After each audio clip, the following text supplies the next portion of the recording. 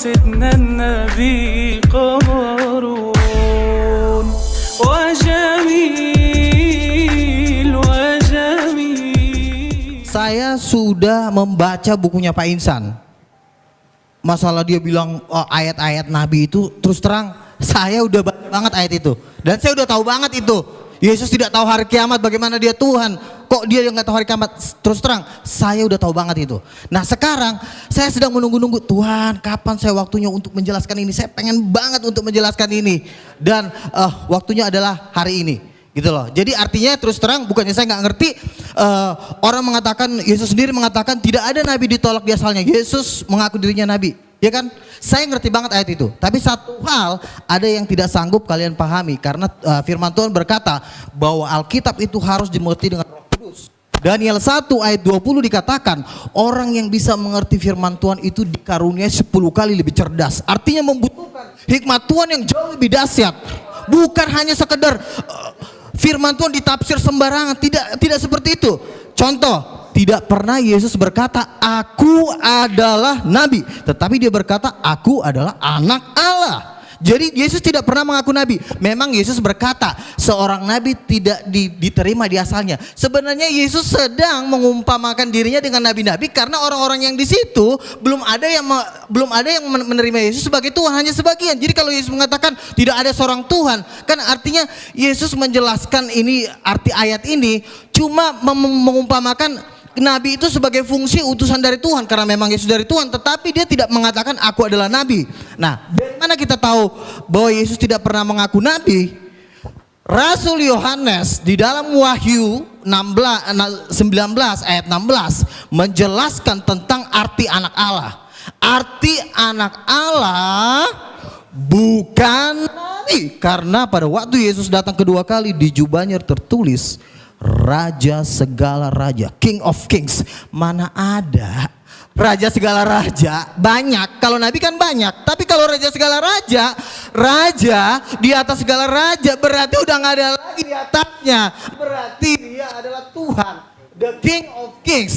Jadi begini, kita tidak bisa menafsirkan kitab para nabi menurut apa kata Ahmed Didat, karena penafsiran Bapak Insan Mokoginta itu kan diambil dari Ahmed Didat. Hikmat-hikmatnya doktor, profesor, doktor teologi yang nggak bisa buat apa-apa. Jadi penafsiran tentang Yesus harus diteguhkan dengan tanda-tanda mujizat, bukan hanya bergelar hanya doktor profesor ditafsirkan. Contoh misalnya, inilah Nabi Yesus dari Nazaret.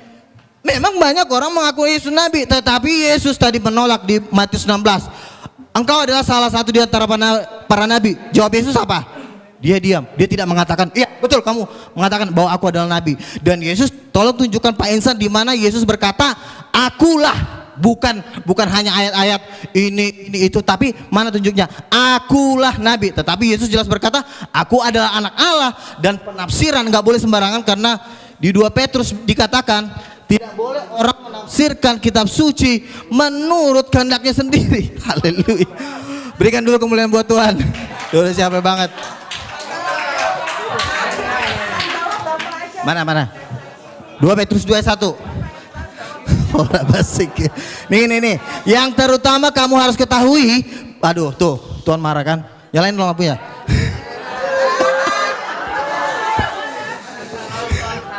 Makanya yang terutama harus kamu ketahui bahwa nubuat dalam kitab suci tidak boleh ditafsirkan seenaknya. Men, karena Yesus ditafsir langsung jadi nabi. Rasul nggak ada bilang Yesus nabi. Petrus sendiri berkata nih, saya baca nih. Petrus diurapi Roh Kudus, ya, dan diteguhkan dengan tanda-tanda mujizat. Makanya saya bilang orang nggak boleh menafsirkan kitab suci kalau tidak diteguhkan dengan tanda-tanda mujizat, nggak boleh. Itu memang hukumnya. Makanya setiap orang yang menafsirkan firman Tuhan harus punya Roh Kudus. Saya punya Roh Kudus. Pak Insan kalau ditanya punya Roh Kudus, punya Roh Kudus nggak Pak? Nggak punya. Kenapa? Karena Yohanes 14 ayat 26, Roh Kudus hanya turun dalam nama Yesus.